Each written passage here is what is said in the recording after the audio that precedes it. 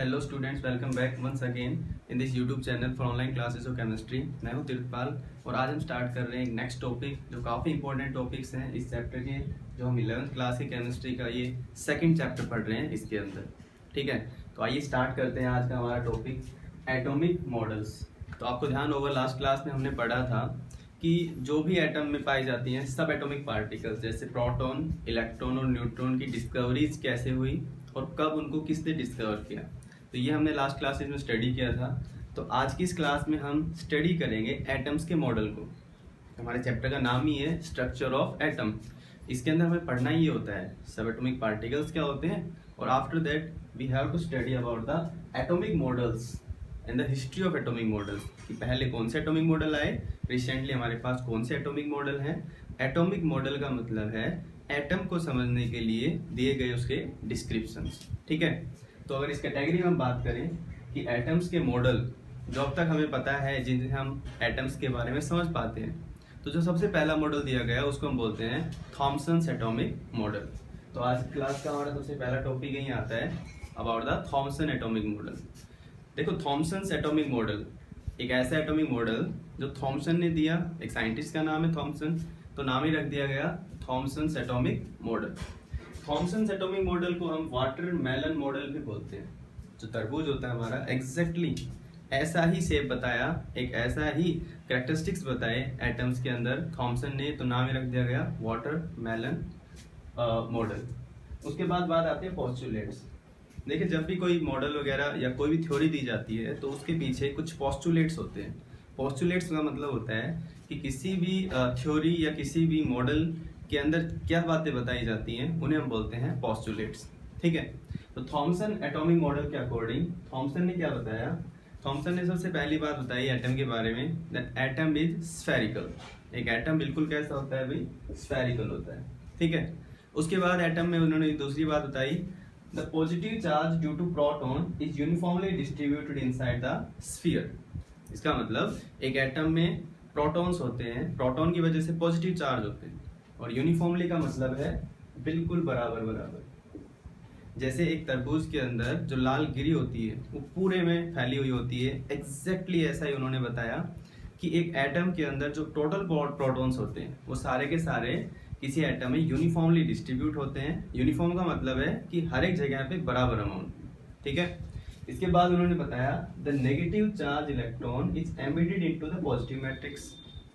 Positive matrix का मतलब जैसे तरबूज में कोई लाल गिरी का एरिया होता है वो सारा पॉजिटिव मैट्रिक्स, उसमें जैसे तरबूज के अंदर बीज होते हैं, सीड्स होते हैं, right, in the like in watermelon the seeds are embedded into positive matrix.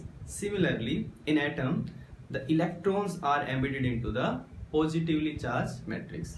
जैसे तरबूज में जो बीज होते हैं वो लाल गिरी के अंदर फिक्स होते हैं अपनी जगह पे, एग्जैक्टली ऐसा ही किसने बताया, थॉमसन ने अपने एटॉमिक मॉडल में बताया कि जो प्रोटॉन्स होते हैं उनकी वजह से पॉजिटिव चार्ज, और उसमें कहीं ना कहीं इलेक्ट्रॉन क्या होते हैं, एम्बेडेड होते हैं, फिक्स होते हैं। ठीक है, सबसे लास्ट में फिर थॉमसन ने बताया कि किसी भी एटम के अंदर टोटल पॉजिटिव चार्ज प्रोटॉन्स का, टोटल नेगेटिव चार्ज इलेक्ट्रॉन्स का, वो हमेशा क्या होंगे, बराबर। जब पॉजिटिव और negative charge equal and opposite होते हैं तो पूरा का पूरा एटम क्या हो गया, न्यूट्रल। तो atom as a whole is electrically neutral. तो ये चार बातें किसने बताई, थॉमसन्स एटॉमिक मॉडल ने। तो इसको हम देख सकते हैं ऐसे, ये एटम स्फेरिकल हुआ, इस सारे के अंदर ये क्या है, these are the positively charge protons जो यूनिफॉर्मली डिस्ट्रीब्यूटेड है, मतलब पूरे एटम के हर एक एरिया में बराबर पॉजिटिव चार्ज है, और इसके अंदर कहीं ना कहीं क्या होते हैं, इलेक्ट्रॉन एम्बेडेड होते हैं, दीज आर द इलेक्ट्रॉन। तो ये सिंपल सा मॉडल किसने बताया, थॉमसन्स एटॉमिक मॉडल ने। समय बीतता गया, थॉमसन एटॉमिक मॉडल में कुछ कमियां पाई गई, उसके बाद में धीरे धीरे नए मॉडल्स आए, तो उन्हीं में सबसे पहला मॉडल जो आया वो था रदरफोर्ड्स एटॉमिक मॉडल। तो अभी आपको ये समझ में आया होगा कि थॉमसन एटॉमिक मॉडल एक्चुअल में था क्या। फिर देख लीजिए क्या था, एक एटम होता है स्फेरिकल, राइट, उस स्फेरिकल एटम में जो पॉजिटिव चार्ज है वो यूनिफॉर्मली डिस्ट्रीब्यूट होता है, नेगेटिव चार्ज जो इलेक्ट्रॉन का है वो एमिटेड होता है, टोटल पॉजिटिव और नेगेटिव चार्ज इक्वल होते हैं, इसलिए पूरा का पूरा जो एटम है वो क्या होता है, इलेक्ट्रिकली न्यूट्रल पाया जाता है। ठीक है, तो अब हम सेकंड स्टार्ट करते हैं जो एटॉमिक मॉडल्स की सीरीज में आता है, सेकंड आता है रदरफोर्ड एटॉमिक मॉडल। लेकिन रदरफोर्ड एटॉमिक मॉडल लिखने से पहले रदरफोर्ड ने कुछ एक्सपेरिमेंट्स किए थे, जिन एक्सपेरिमेंट के बेसिस पे रदरफोर्ड एटॉमिक मॉडल दिया गया। तो सबसे पहले हमें पता होना चाहिए कि ऐसे वो एक्सपेरिमेंट्स क्या थे, ठीक है, जो हमारे सिलेबस में भी हैं, हमें स्टडी भी करने पड़ते हैं। तो सबसे पहले अगर बात करें रदरफोर्ड एक्सपेरिमेंट की, रदरफोर्ड ने एक एक्सपेरिमेंट किया जिसका नाम रखा अल्फा स्कैटरिंग एक्सपेरिमेंट, ठीक है। इसका नाम अल्फा स्कैटरिंग इसलिए रखा क्योंकि इस मॉडल में उन्होंने अल्फा पार्टिकल्स का यूज किया था, इसीलिए नाम रखा गया अल्फा स्कैटरिंग एक्सपेरिमेंट। क्या होता है अल्फा स्कैटरिंग एक्सपेरिमेंट, पहले इसको स्टडी करेंगे, उसके बाद इस एक्सपेरिमेंट के बेसिस पे जो रिजल्ट्स आते हैं फिर हम देखेंगे कि रदरफोर्ड एटॉमिक मॉडल की पोस्टुलेट्स क्या थी, यानी रदरफोर्ड ने एटम्स के बारे में क्या डिस्क्रिप्शंस बताए, ठीक है। तो रदरफोर्ड अल्फा स्कैटरिंग एक्सपेरिमेंट देखो क्या होता है। ये इसका जो डायग्राम बना हुआ है, this is the setup for the alpha scattering experiment. ये क्या होता है देखिए, अल्फा पार्टिकल्स के लिए हमें एक सोर्स चाहिए होता है जिसको हम बोलते हैं the source of alpha particles, ठीक है। यहाँ पर कुछ मटेरियल रखा जाता है इस कैविटी के अंदर, जिसके अंदर से अल्फा पार्टिकल्स बाहर निकलते हैं। अल्फा पार्टिकल्स क्या होते हैं, alpha particles are the helium atoms of 2 positive. Helium atom पे जब +2 चार्ज आ जाते हैं तो इनको हम बोलते हैं अल्फा पार्टिकल्स। अल्फा पार्टिकल्स एक सीधी रेखा में ट्रेवल करें, स्ट्रेट लाइन में ट्रेवल करें, इसीलिए बीच में लगा दी जाती है एक स्लिट। स्लिट का मतलब है कि जब यहाँ से पार्टिकल निकलेंगे हर डायरेक्शन में, तो सिर्फ वो पार्टिकल सामने जाएं जो इस स्लिट के बीच के अंदर से पास कर जाएं, ठीक है। अब जैसे ही अल्फा पार्टिकल्स यहाँ पहुंचते हैं तो यहाँ सामने रख दी जाती है गोल्ड फॉइल। गोल्ड फॉइल जो बहुत बारीक होती है, जिसकी थिकनेस बहुत कम होती है, उसमें गोल्ड के एटम्स होते हैं। गोल्ड के एटम्स से जैसे ही ये अल्फा पार्टिकल्स टकराते हैं तो बहुत सारे अल्फा पार्टिकल्स तो स्ट्रेट चले जाते हैं, सीधे चले जाते हैं, लेकिन बहुत सारे अल्फा पार्टिकल्स यहाँ टकराने के बाद स्कैटर हो जाते हैं, यानी बिखर जाते हैं। अल्फा पार्टिकल गोल्ड फॉइल पे टकराकर स्कैटर हो जाते हैं, इसीलिए इसका नाम रखा गया अल्फा स्कैटरिंग एक्सपेरिमेंट। अब कितने अल्फा पार्टिकल्स स्कैटर हों, कितने अल्फा पार्टिकल्स पास कर जाएं, उनको काउंट करने के लिए यहाँ पर हमारे पास होता है काउंटर। इसको हम काउंटर भी बोलते हैं। काउंटर मीन्स एक ऐसी डिवाइस या एक ऐसा प्लेटफॉर्म जिसपे काउंटिंग की जाए किसी भी नंबर ऑफ पार्टिकल्स की। तो यहाँ जिंक सल्फाइड एक स्क्रीन होती है। जिंक सल्फाइड एक मटेरियल होता है जिसकी स्क्रीन बना दी जाती है, इसके चारों तरफ एक प्लेट बना दी जाती है। अब जैसे अल्फा पार्टिकल्स यहाँ स्ट्राइक करेंगे, जैसे स्कैटर होंगे, स्कैटर होने के बाद ये बिखर जाएंगे चारों तरफ, और जैसे ही बिखरेंगे ये जिंक सल्फाइड स्क्रीन पे जाके स्ट्राइक करेंगे, यानी टकराएंगे। जैसे जैसे जहाँ जहाँ जो पार्टिकल टकराएंगे वहाँ पे क्या बन जाते हैं, स्पॉट्स बन जाते हैं, यानी निशान बन जाते हैं। अब इन स्पॉट्स को हम काउंट करके ये बता पाएंगे कि कौन से अल्फा पार्टिकल्स किस डायरेक्शन में मूव करते हैं, ठीक है। तो यहाँ पर जिंक सल्फाइड किसका काम करता है, जिंक सल्फाइड एक स्क्रीन होती है जो अल्फा पार्टिकल्स की स्कैटरिंग को काउंट करती है। तो ये तो बात हुई सेटअप की। अब इस एक्सपेरिमेंट से हमें समझ में क्या आता है, इसको ऐसे समझते हैं। मान लो कि ये सारे के सारे किसके एटम हैं, गोल्ड के एटम है।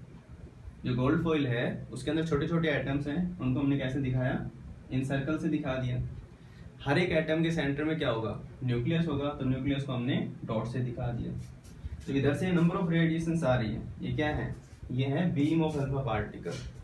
बीम का मतलब क्या होता है, जब कोई एक किरण निकलती है तो उसको हम बोलते हैं रे, राइट। लेकिन जब नंबर ऑफ रेडिएशंस आती हैं एक साथ तो उसको हम बोलते हैं बीम। जैसे टॉर्च के अंदर से लाइट की बीम निकलती है काफ़ी दूर में, काफ़ी थिकनेस होती है जिसकी, एग्जैक्टली ऐसा ही क्या है ये, बीम ऑफ अल्फा पार्टिकल्स। अब इस एक्सपेरिमेंट में देखो समझ में क्या आता है, बहुत सारे अल्फा पार्टिकल्स तो सीधे ही निकल जाते हैं। कितने, जितने भी अल्फा पार्टिकल्स हम यहाँ पर लेकर चलते हैं तो उसके करीब 99.9% तो सीधे चले जाते हैं, फास्ट, स्ट्रेट, अनडिफ्लेक्टेड, मतलब बिना डिफ्लेक्ट हुए चले जाते हैं। इनमें से बहुत कम ऐसे पार्टिकल हैं, much less deflected with small angle. इसमें से बहुत कम ऐसे अल्फा पार्टिकल्स होंगे जो स्कैटर करने के बाद छोटे से एंगल से डेविएट हो जाते हैं, और करीब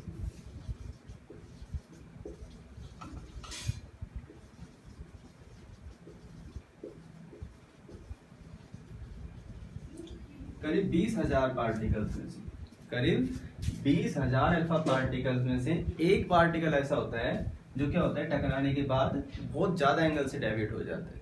ठीक है, इसका मतलब ये हुआ कि most of the alpha particles passed undeflected, small alpha particles passed with a small angle and much less amount of alpha particles deflected with large angle. इन सारी बातों से हमें क्या समझ में आता है, इसको ही हम बोलते हैं रदरफोर्ड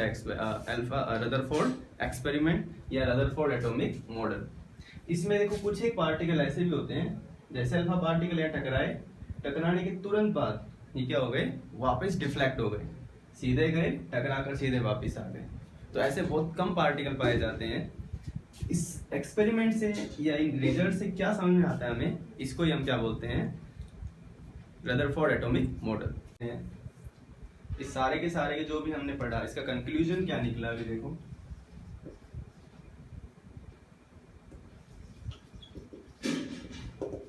कंक्लूजन क्या निकलता है देखो, most of the alpha particles passes undeflected, so most of the space in an atom is empty। अगर एटम के अंदर से पार्टिकल्स निकल जाते हैं, इसका मतलब एक एटम का बहुत सारा हिस्सा तो क्या होता है, खाली होता है। Most of the atom of part of an atom is empty. दूसरा, some alpha particles deflected back। कुछ अल्फा पार्टिकल्स हैं जैसे टकराए और टकराकर वापस आ जाते हैं। इसका मतलब क्या हुआ, so there is some positive charge in an atom due to which He+2 ions gets repelled। देखो इन पे प्लस चार्ज है और हमें ये पता है same charge like charge repels each other. अगर एटम के अंदर पॉजिटिव चार्ज होगा तो पॉजिटिव चार्ज से पॉजिटिव आयन टकरा के क्या हो जाएंगे, रिफ्लेक्ट हो जाएंगे। अगर यहाँ से कोई हीलियम एटम्स जा रहे हैं, आयंस जा रहे हैं और अगर ये टकरा कर वापिस आ जाते हैं, इसका मतलब पॉजिटिव आयन जरूर किसी ना किसी पॉजिटिव चार्ज से टकराए होंगे, तो चार्ज से टकराने के बाद क्या हो जाते हैं, रिफ्लेक्ट हो जाते हैं। तो इससे हमें समझ में ये आया कि पॉजिटिव आयन जो भी हैं वो डिफ्लेक्टेड बैक कब होंगे, जब वो कहीं ना कहीं एटम के पॉजिटिव चार्ज से जाकर टकराते हैं। तो इससे समझ में ये आता है कि एटम के अंदर पॉजिटिव चार्ज भी होता है। तो इसका मेन कंक्लूजन यही है, एटम का बहुत सारा हिस्सा खाली है और एटम के सेंटर में जरूर क्या पाया जाता है, क्या, पॉजिटिव चार्ज यानी प्रोटॉन्स पाए जाते हैं। अब इस सारे एक्सपेरिमेंट के बाद लिखा जाता है रदरफोर्ड एटॉमिक मॉडल एक्चुअल में है क्या। तो आइए अब रदरफोर्ड एटॉमिक मॉडल की पोस्टुलेट्स पढ़ते हैं।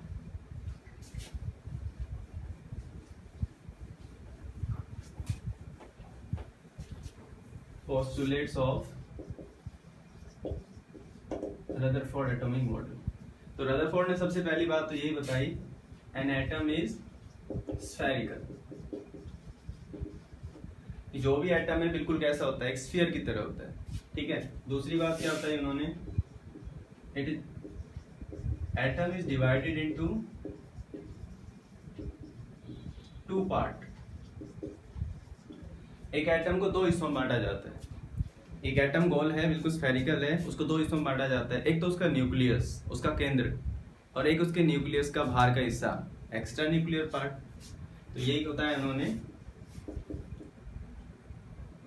Nucleus and extra nuclear part. अब इन दोनों को समझते हैं कि न्यूक्लियस में क्या पाया जाता है और एक्स्ट्रा न्यूक्लियर पार्ट में क्या होता है।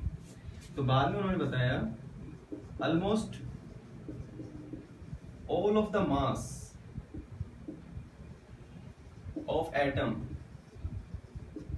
Is concentrated at its centre. यानी पूरे एटम में लगभग जो भी वजन है वो सारा का सारा क्या होता है, उसके सेंटर पे पाया जाता है।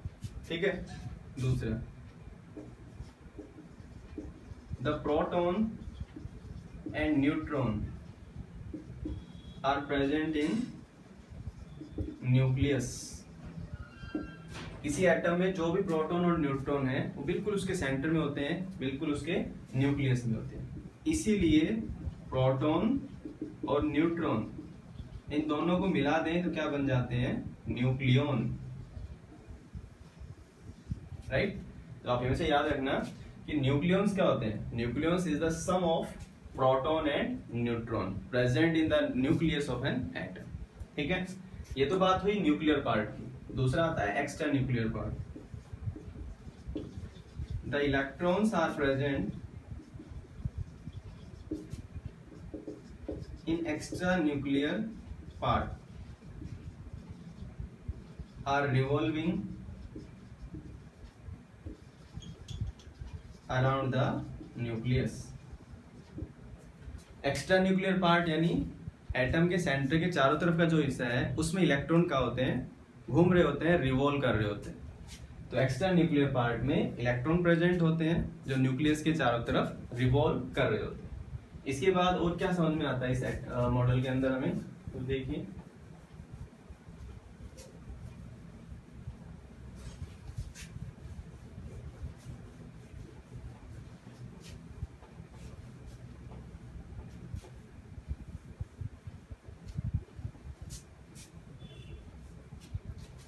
देखिए ये तो हो गया कोई स्फेरिकल एटम, ठीक है, और ये हो गया इसका सेंटर। इसमें न्यूट्रॉन भी प्रेजेंट है, प्रोटॉन भी प्रेजेंट है। Atom is spherical and the nucleus contain neutron and proton. अब इसमें इलेक्ट्रॉन घूम रहे होते हैं। ये मान लो इलेक्ट्रॉन का कोई पाथ है, ये इलेक्ट्रॉन का कोई पाथ है, ठीक है। अब इसके अंदर ये बताया गया कि जो इलेक्ट्रॉन्स हैं वो घूम रहे होते हैं न्यूक्लियस के चारों तरफ, लेकिन ये जरूरी नहीं कि इलेक्ट्रॉन कहाँ कहाँ घूम रहे होते हैं। हो सकता है कि इलेक्ट्रॉन घूमता घूमता घूमता घूमता कहीं ना कहीं यहाँ पे आ जाए। इसका मतलब इसके अंदर कोई फिक्स जगह नहीं होती इलेक्ट्रॉन के घूमने की। इलेक्ट्रॉन न्यूक्लियस के चारों तरफ कहीं पर भी रिवॉल्व कर रहे हो सकते हैं, तो इसको हम बोलते हैं एक्स्ट्रा न्यूक्लियर पार्ट। इसका एक और नाम होता है, इसको हम सोलर सिस्टम की तरह भी देख सकते हैं। जिस तरीके से सोलर सिस्टम में सेंटर में क्या होता है, सन, और एटम में क्या पाया जाता है, न्यूक्लियस। जिस तरीके से सोलर सिस्टम में होते हैं प्लैनेट्स, उसी तरीके से सोलर सिस्टम में जब प्लैनेट्स होते हैं तो एटम में क्या पाया जाता है, इसी तरीके से इलेक्ट्रॉन। इसका मतलब then atom according to Rutherford model, atom is like a solar system. The solar system, the planets revolve around the sun. Similarly in the atom electrons revolve around the positively charge nucleus, ठीक है। इसके अंदर जब atom के size की बात करते हैं तो एटम का जो साइज है वो साइज होता है 10⁻10 मीटर के एवरेज का। मतलब एक एटम का साइज इतना कम पाया जाता है। एटम का साइज थोड़ा कम या ज्यादा होता है अलग अलग एटम्स के लिए, लेकिन जो ऑर्डर होता है वो कितना होता है, 10⁻10 मीटर। इसको हम बोलते हैं एंगस्ट्रॉम। जो न्यूक्लियस होता है, न्यूक्लियस इससे ही बहुत छोटा होता है, 10⁻15 मीटर। यानी एक एटम का बहुत छोटा हिस्सा क्या होता है, उसका न्यूक्लियस होता है, ठीक है। तो अब तक की इस क्लास में हमने पढ़ा थॉमसन एटॉमिक मॉडल क्या है, रदरफोर्ड एटॉमिक मॉडल्स क्या है, ठीक है। इसके बाद इन एटम्स को समझने के बाद अब नेक्स्ट बात आती है the concept of atomic number and mass number. तो एटॉमिक नंबर और मास नंबर होते क्या हैं, इनको भी समझ लेते हैं अभी। देखिए क्या होते हैं ये।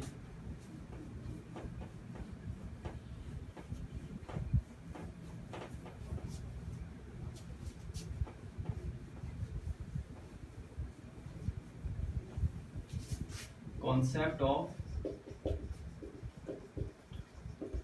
Atomic number and mass number. देखिए सबसे पहले बात करते हैं atomic number. The number of protons in an atom are called its atomic number.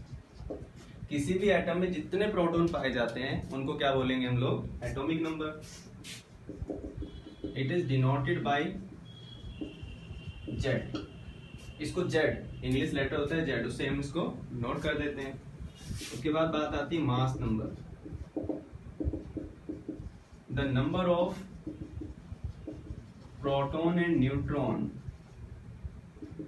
in an atom is called its mass number. It is denoted by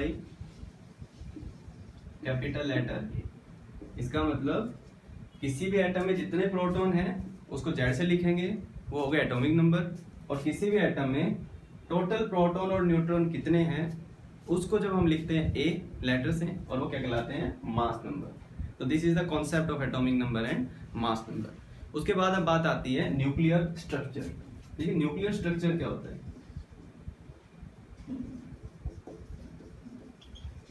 nuclear structure, the calculations of sub atomic particle in an atom is called its nuclear structure. एक atom में कितने proton हैं, कितने neutron हैं, कितने electron हैं, इन सब की जो भी हम स्टडी करते हैं, कैलकुलेशंस करते हैं, उन्हें क्या बोलेंगे हम लोग, न्यूक्लियर स्ट्रक्चर। कैसे करते हैं, देखो किसी भी एलिमेंट को लिखने का तरीका होता है एक्स। एक्स कोई भी एलिमेंट हो सकता है, जो हमने 118 एलिमेंट के अब तक डिस्कवरी कर रखी है उनमें से। नीचे लिखा जाता है जेड और ऊपर लिखा जाता है ए। जो पोजीशन होती है इसको बोलते हैं लेफ्ट सबस्क्रिप्ट, इसको बोलते हैं लेफ्ट सुपरस्क्रिप्ट। आया समझ में।